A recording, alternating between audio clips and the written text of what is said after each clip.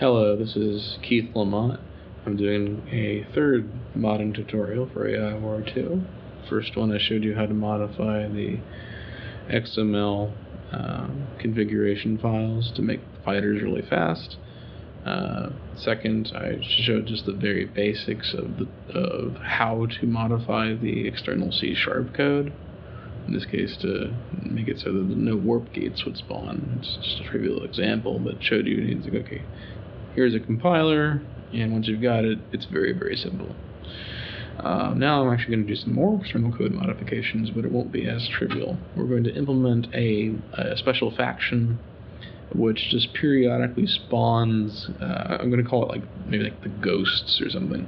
And so it'll just periodically spawn a bunch of minor faction, third party, not AI, not human, cloaked ships somewhere in the galaxy, and they'll hunt you down. And you won't know they're coming until they're right on you. You won't know where they're coming from. They won't obey any of the normal AI threat rules for waiting to attack you. They'll just come after you. I just thought it'd be funny. So let's get to it. First step is actually going to go back to the XML. So here's our game install. Again, this is not my development environment. This is just a Steam install like the one you have. We're going to go to game data, configuration, special faction. And I'm going to just modify my copy of this. In a later tutorial, I'll talk about how to make mods that won't get overridden by updates to the game that we put out. There's just a few more steps involved, but here we're just kind of showing you the basics of how to change things, how to play with this. I'm just going to use my text editor this time instead of Notepad. Alright, so save faction name ghosts.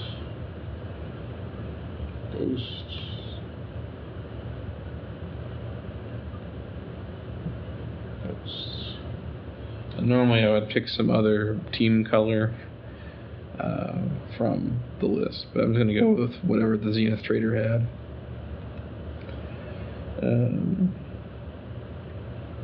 It doesn't really matter in this example. So we hit save. So now I want to create this class here, the special faction ghosts, in the external code DLL. So you go back over here to game directory, external code, you open that solution file. I've already got it open, so I'm just going to go back over here. And so we go to special factions. It doesn't have to be in this directory, but there's my yeah, that was not a typo. So I was going to copy those ghosts.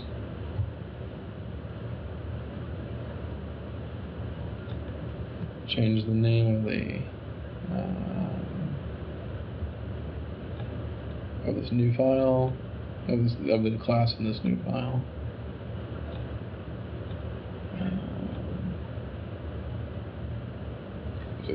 I was going to strip this down to the basics.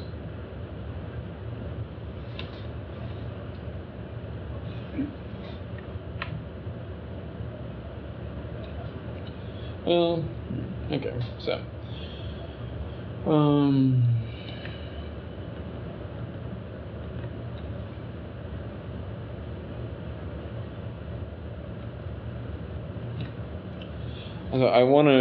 I'm just going to use iBots. I always turn to iBots when I want something cloaked. That's annoying / scary. iBot. Okay. So we'll spawn, we'll make it Mark 5 iBots. Because why not?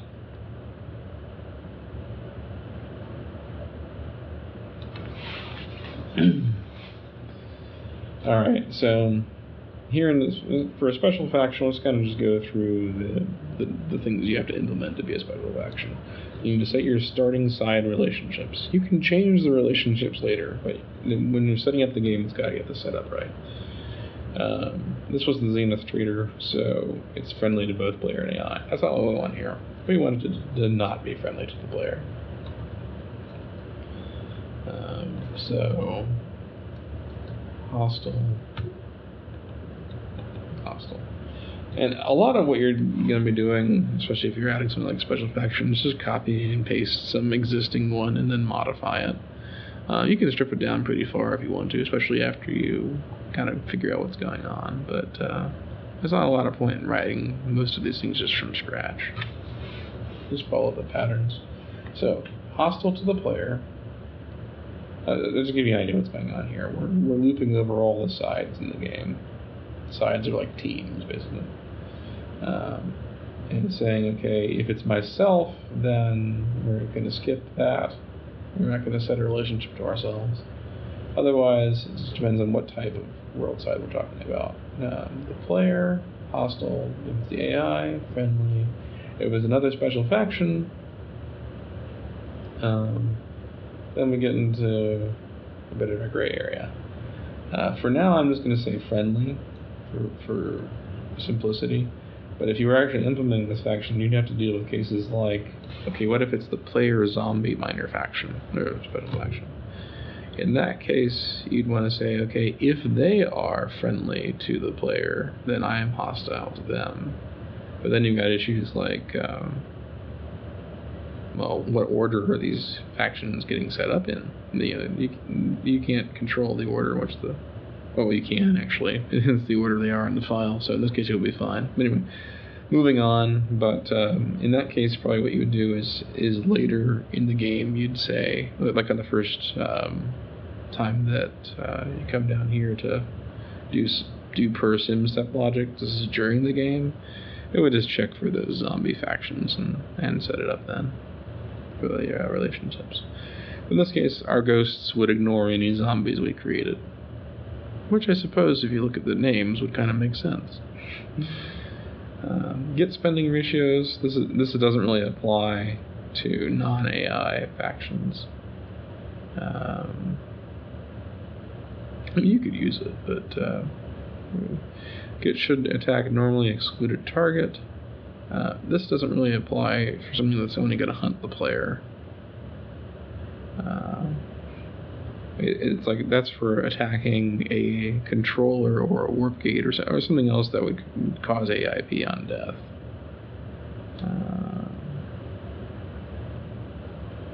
Okay, just making sure. Like, wait a second. What do you mean 00? This thing's not recording.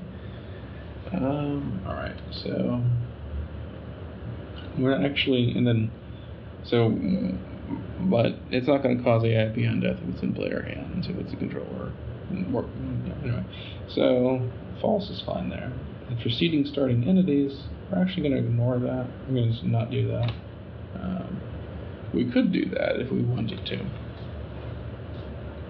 And this is how you start things on the map. Do long-range planning. We're going to come back to that in a moment. Well, actually, no, this is fine. Let's do this now. So we get the galaxy object. It is actually possible to have more than one galaxy. So, for instance, if we ever wanted to extend the Spire campaign thing to actually have the Andromeda galaxy, that's where the data would go. The game would not fully handle that correctly right now. It basically just assumes one galaxy in most places. But the data structure is there. So we select the galaxy, and then the doer long-range planning passes in your side object for this faction. So is the context object that you'll need for various things. So for the side, so for all entities on the side, we're going to do this, and we're limiting it to just ships. And so, okay, for each entity, each ship. Okay, if it doesn't have long-range planning data, we're going to skip it. That's something that's been created very recently. And we're not going to have this little filter that the trader had, because we want all of the ships under our control to do this. Now this we're still going to keep. This is basically saying if I'm already going somewhere, then keep going there. If I'm already headed to some other planet. And then and this just gets the current planet. I'm not sure that really matters.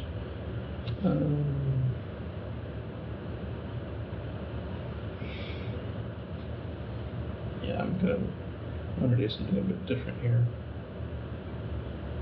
Because this was just... I'm not sure why I had the trader doing this logic. I think I was doing like some kind of random thing. I think that's what I was going on. Okay, so...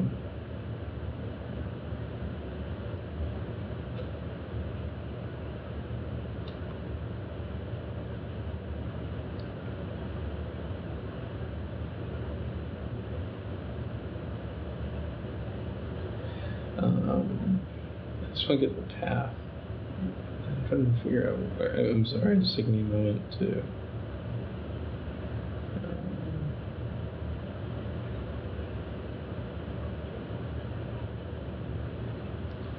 Figure out what I was doing here.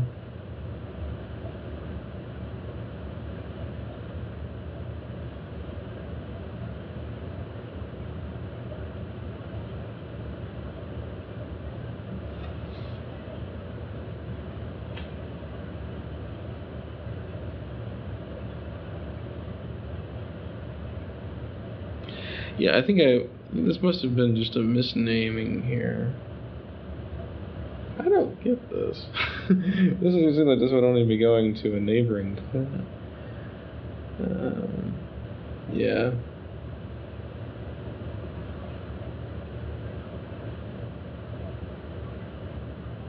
Oh, does this even work properly? I guess that's a question, huh? It seems like it does, based on what I've seen.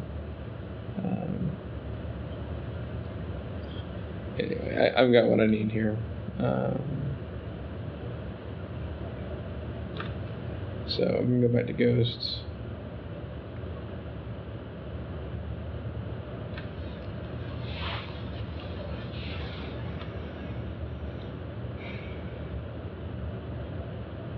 Yeah, this is actually not what we're going to do.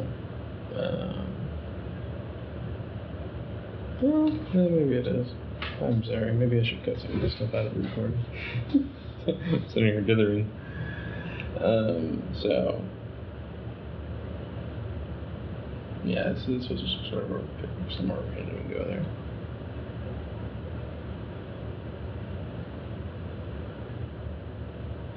So we're going to actually make a different approach here. So galaxy,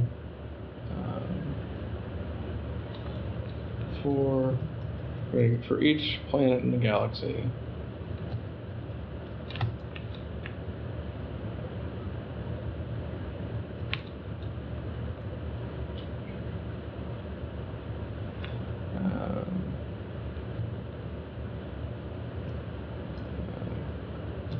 planet side, yeah, planet side equals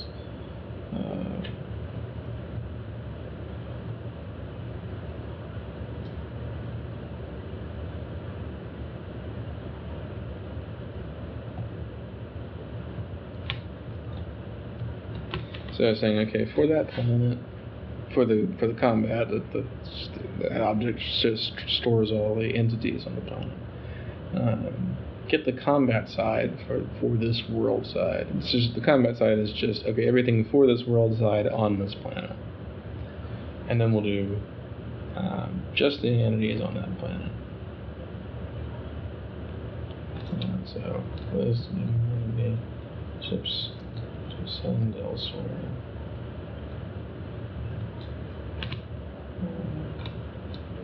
Ships that need orders. I'm actually going to put that out here. This is a new on the list. Do long range planning is doesn't happen a ton, and it's just once per the faction for every time it does long range planning. I could make it static or whatever, but whatever. So ships that need orders.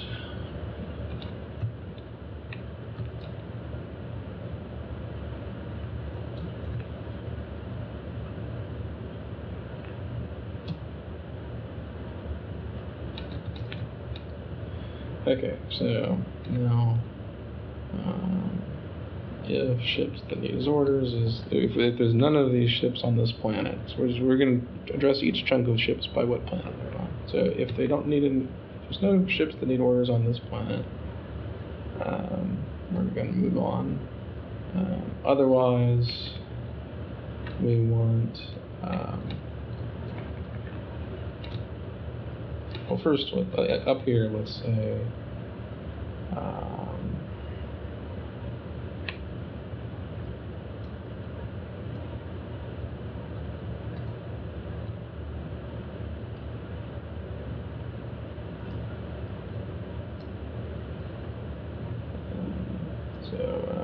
this is a do for we're going to do for all entities in the game. Roll up. I probably got a function for doing this elsewhere, but so it's a king unit. That's the arc. That's the AI master controller. That's pretty much it. So target planet. Vanity side, world side, type is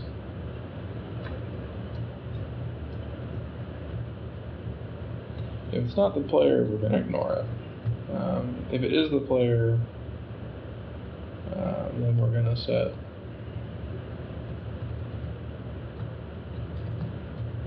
and that's our target. If target is null, if the player is dead, we're just going to not do anything. Return there. So list planet.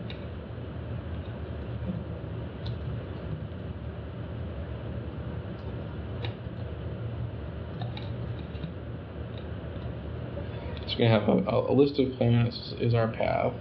Clear that so we can use it. And equals to Pathfinder.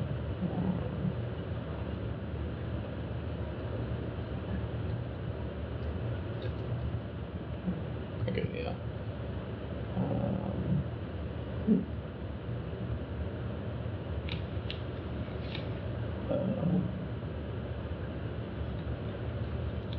I thought I would have had an instance for that. Pardon me, I need to go look this up.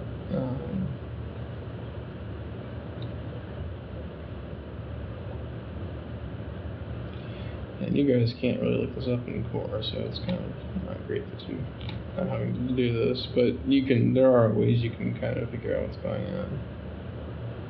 Okay, so it's on the side object. Okay, so side Pathfinder, find path from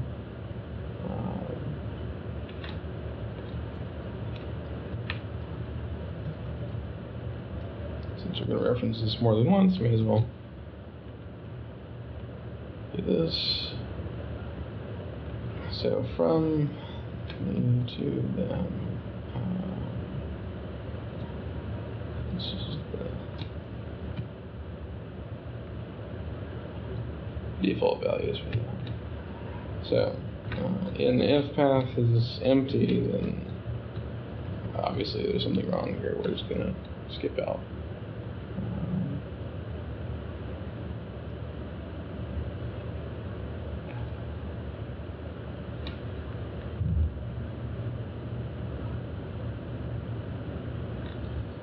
Alright. And here's the actual command.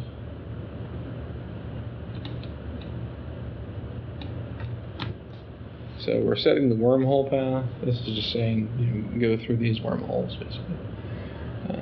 We're going to use everything in the ships that have need orders list, and everything in the path to target list. So the ships that need orders are going into related entity IDs.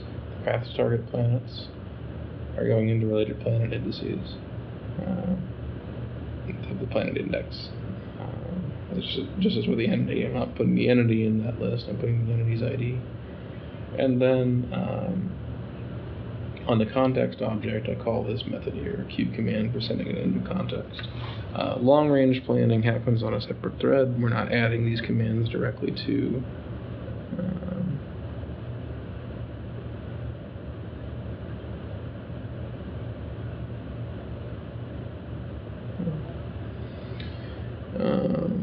So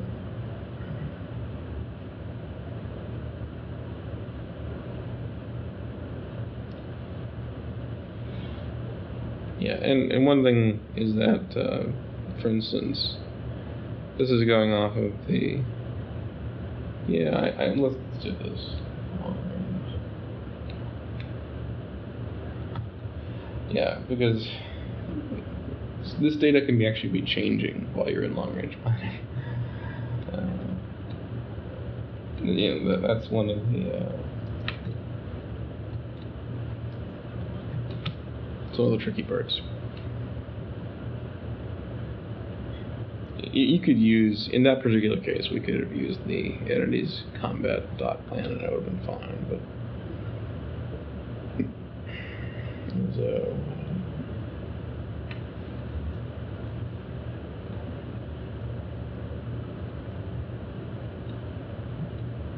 here, so we can't use that. We can't use this unless it's not null.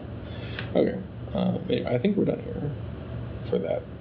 Then per sim object. So you'll notice we haven't spawned any of these entities, so right now this would do nothing. So what we're going to do is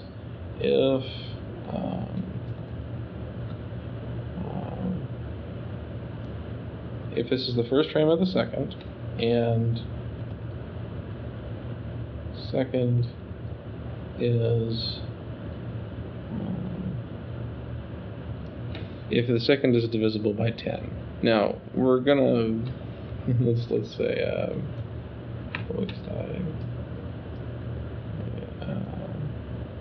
constant seconds between spawns. Yeah, this is really short. It's just for testing. And if equals 0 means it'll happen on the very first second of the game too. So you can set it to 1 instead.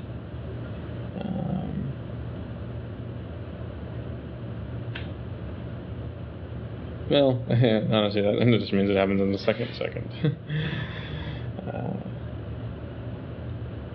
So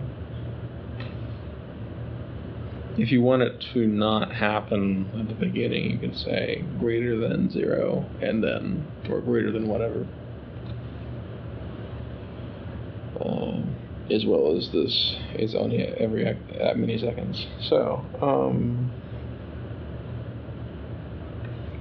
if these things are true, then we're going to do this logic. Because this function is called multiple times per second. Once for every simulation step. Where I was going to say,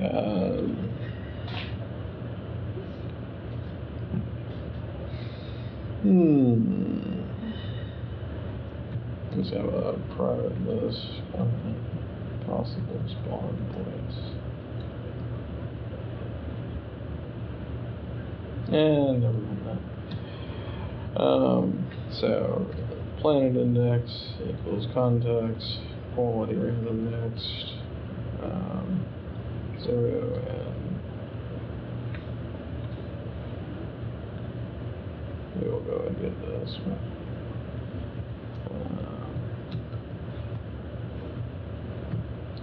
So saying, okay, we're going to get a random planet.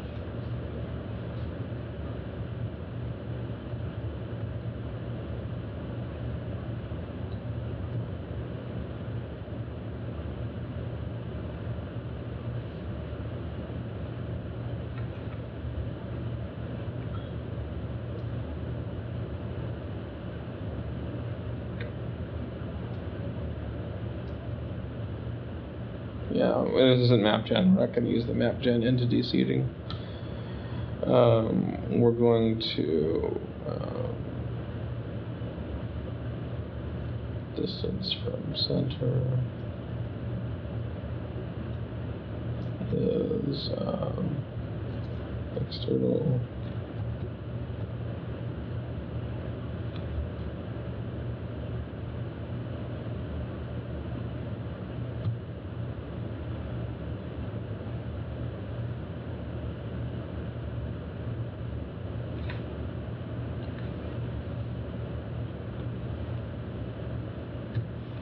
Yeah, basically we're gonna put it, not right on the grab well, but near the grab well range.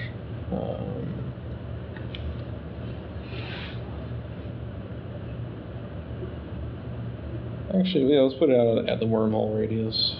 This is the same distance we use for wormholes.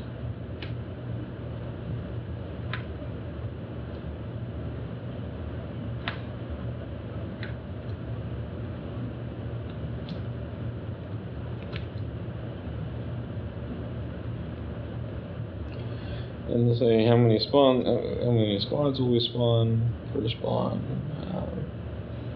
Let's say 10's actually a good number. So 4 in I equals, so we're going to do that many times. We're going to do this. Let's go ahead and get the game entity type data.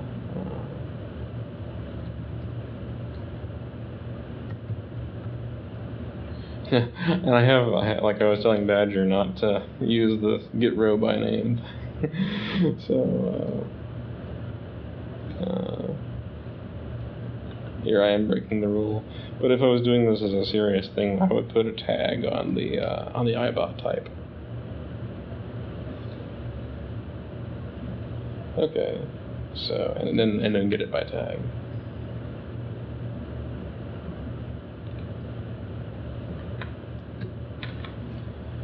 Alright, so we got our entity.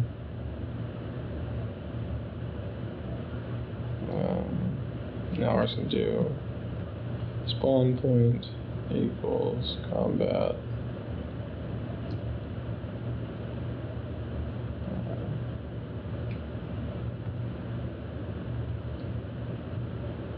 So we're going to get a point from the combat center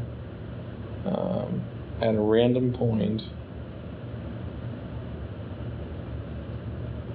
using the context.qualityRandom. That's what you want to use for random number generation. And anyway, just on the spawn radius. I mean, that's both a min and a max.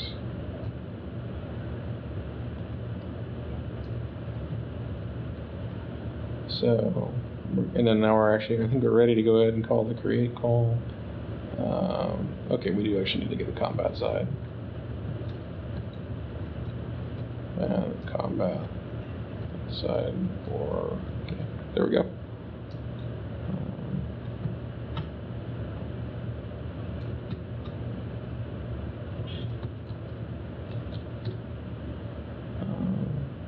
And that should do it. We don't actually even need this.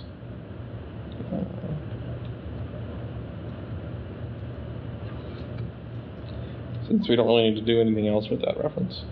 And that should actually be the implementation of the faction. So, and we've saved our XML. Okay, yeah. I was making sure I hadn't modified my development copy, because this is actually my development copy of the data, but I didn't modify it. So, but then this is the Steam copy. So let's go over and test this.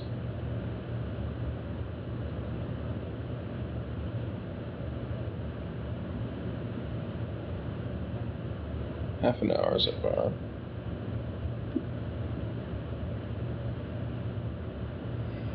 But we go from start to testing the thing in half an hour. That's not too bad if you're doing this for modding. You'll be figuring more stuff out. So here's the little ghosts. Click on ghosts, turn them on, start.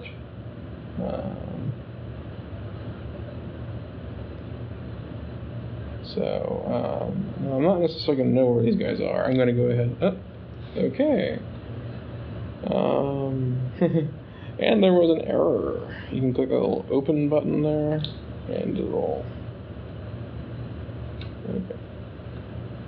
You can go ahead and close the game once you got an error like that.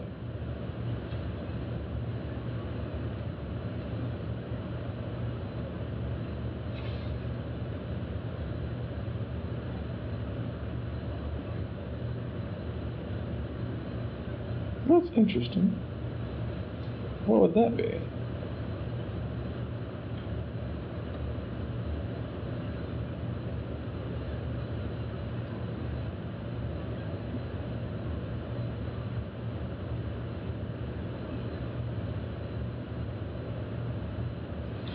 Okay, so yeah, some of these are older errors.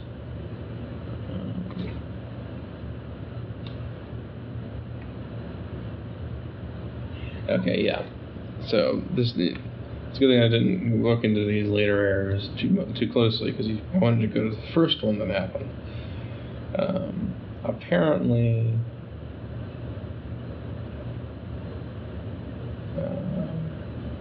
that create call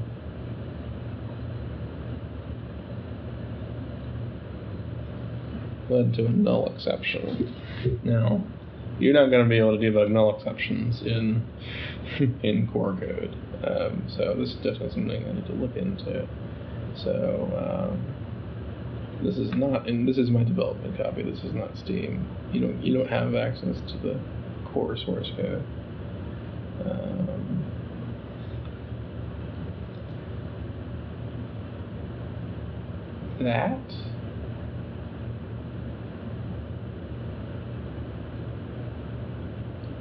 That's bizarre.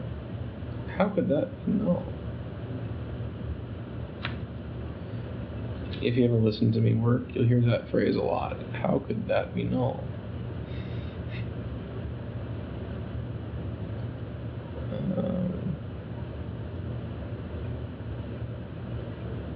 That is genuinely confusing. I'm suspecting there was some problem where it was happening in the lobby. But even then, that should be defined.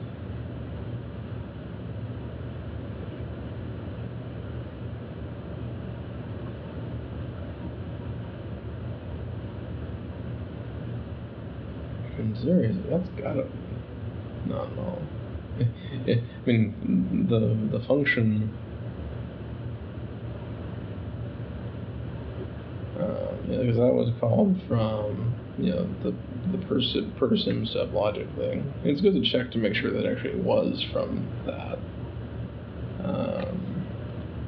But yeah, I mean, I was using world instance there. It would have crashed there if that was null. So that's just bizarre. I'm thinking there must be some line number mismatch. But even then, I mean, there's only so many lines in this file. In this function. This can't be null. Literally, this reference cannot be null. And it was in the game entity CTOR constructor. That is just bizarre. Now, I could understand it maybe running into a null exception in there, but it doesn't say that there was a null exception in there. It says it was on that line.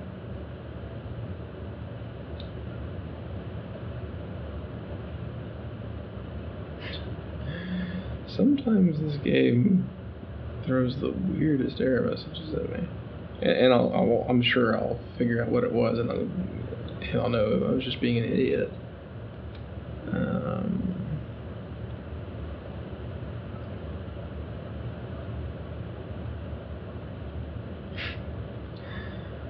Oh man.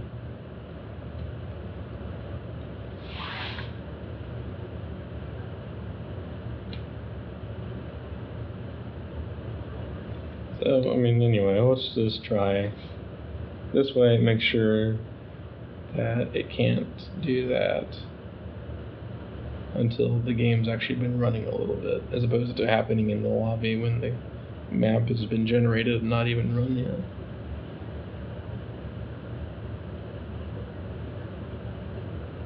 I don't think that was happening anyway, but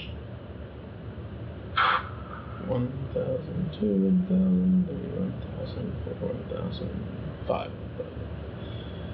Okay, yep.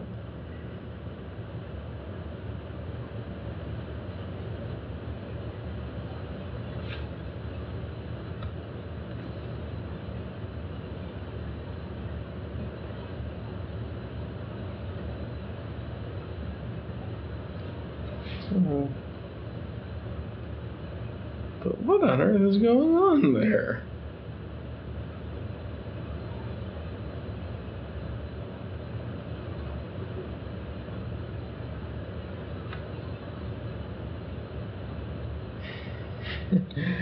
Yeah, I probably should test out these things that I'm going to do for a modding tutorial before I do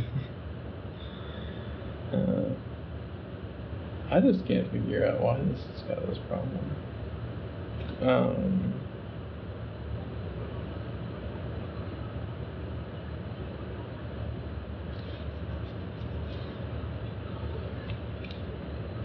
So, if moment size is null,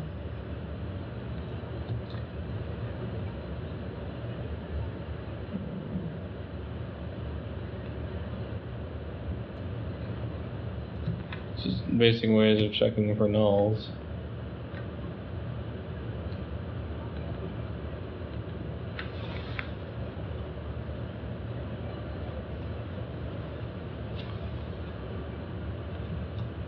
Since running this in a debugger is not generally going to be possible with the external code. This one I just feel silly about. There's just no way.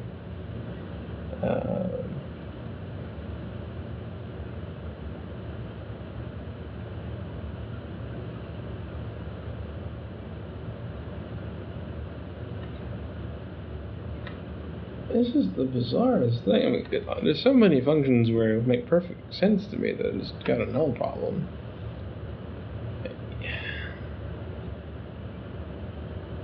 I really don't see it.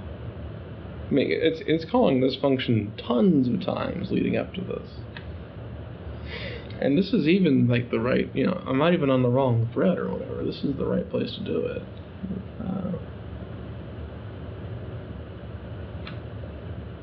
Well, I guess it tells you a lot about our coding. Sitting here scratching my head. What on earth happened?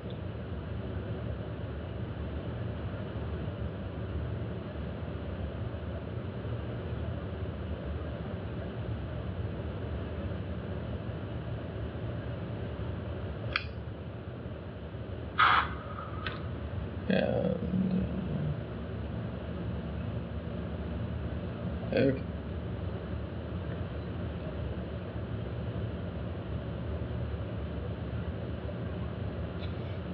Okay, so there is a null. It's kind of bizarre that it reports it where it reports it. But it's saying that the entity data is null.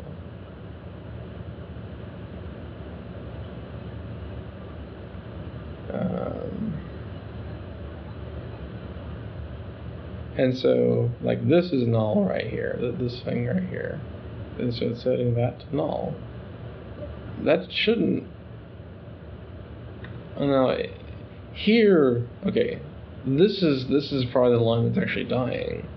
That makes sense. I just don't know why it was misreporting it. So, anyway.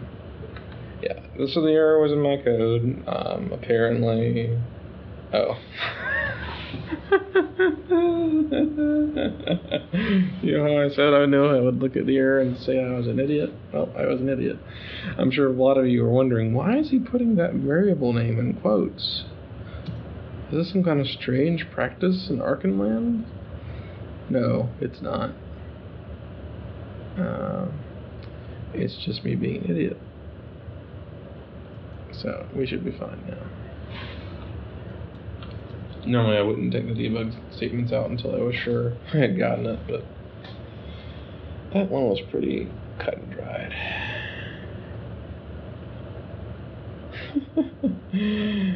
Sorry about all that, but I think I'll leave that in the recording because it's just, you're probably going to make mistakes like that too. Maybe not quite that dumb. But,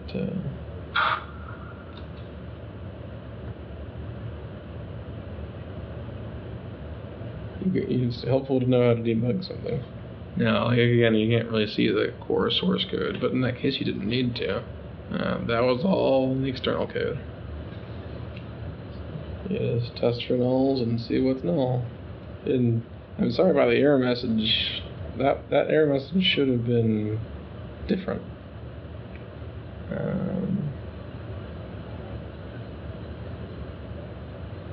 It should not have been misreporting those line numbers. I don't know how or why it was. Okay. Now, I would normally look for...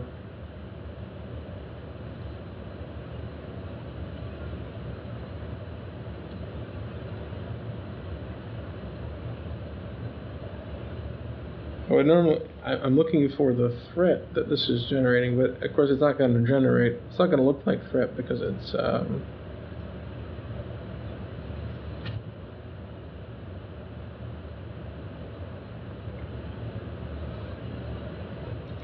not going to look like threat because it's a minor faction, it's special faction.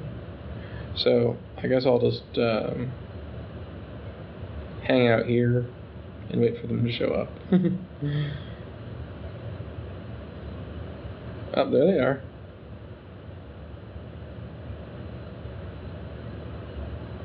Now, the thing is, they're not going after the arc, actually.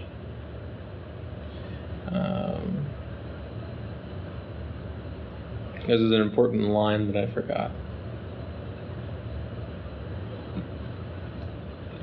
Now, I'm a little surprised they didn't start with this already, but...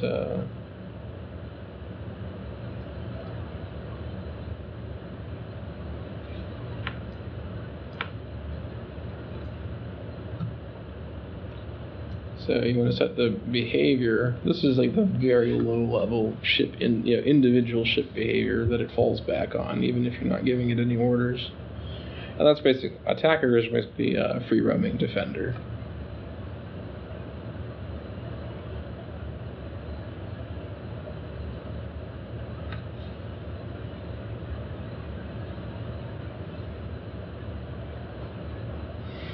And it'll pretty much stay in that mode.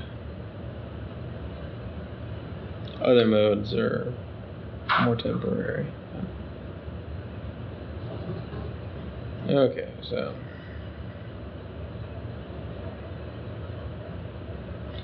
maybe I should have made it spawn on a planet like adjacent to the arc, so that it wouldn't take so long for these guys to show up. That's alright. You can take the opportunity to throw some ships around.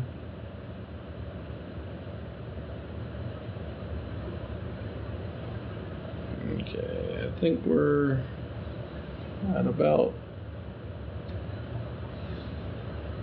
max. I think that's all our squads. So are we? Yeah, there's a tractor turret there. We want to kill that.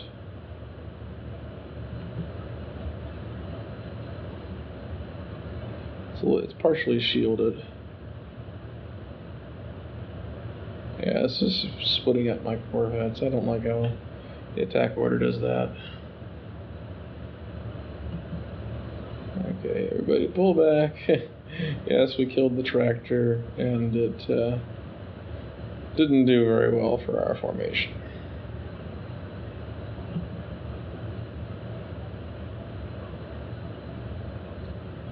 Yeah, fighters are pretty aggressive right now with that higher speed. Oh, no, are they higher speed? No, never mind, I changed them back. There's a lot of fighters on me.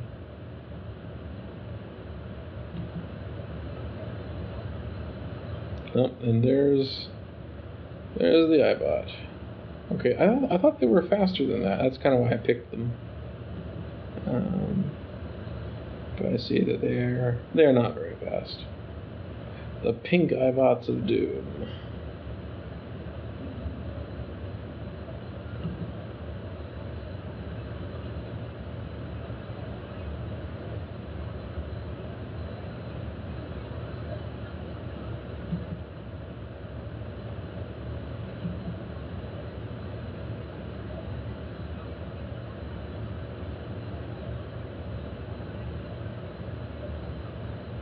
Okay. Well, I mean, that's basically the faction. It's not especially impressive, but some of you might find it entertaining. So, there we are. Yeah, took half an hour to implement and half again as long to find the one stupid bug. Well, there was two, actually. There was the attacker thing, too. But, there we go. So, that's something you guys can do right now. You do want to have the 504 version, because there was actually a bug in the build process for small code in the previous version. But yeah, this is stuff you can do if you want to do it. And you can do a lot crazier stuff than this. I mean, if you've seen Badger's nano cost faction, it's pretty ridiculous. Oh, and he cleaned up his code since I aired the whole code review immediately after he posted it. I'm sorry about that, Badger. I should have been a little more thoughtful. No, it's good stuff. It's impressive. So, I'm going to go ahead and wrap up. Thank you for your interest and your support. And have a good day.